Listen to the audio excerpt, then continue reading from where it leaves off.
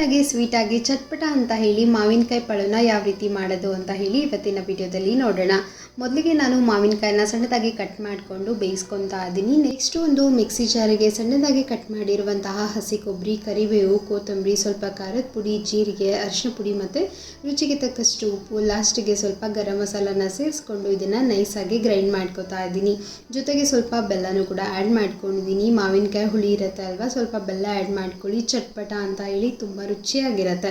Next ಕ್ವಿಕ್ಕಾಗಿ ಒಂದು ಒಗ್ಗರಣೆನ ಮಾಡ್ಕೊಳ್ಳೋಣ. ಎಣ್ಣೆನ ಬಿಸಿ ಮಾಡೋದಕ್ಕೆ ಇಟ್ಕೊಂಡು ಸಾಸಿವೆ, ಜೀರಿಗೆ, ಬೆಳ್ಳುಳ್ಳಿ ಮತ್ತು ಸ್ವಲ್ಪ ಕರಿಬೇವನ್ನ ಹಾಕ್ಕೊಂಡು ರುಬ್ಬಿರುವಂತಹ ಮಸಾಲೆನ ಹಾಕ್ಕೊಂಡು ಚೆನ್ನಾಗಿ ಇದನ್ನು ಕುದಿಸ್ಕೋಬೇಕಾಗತ್ತೆ.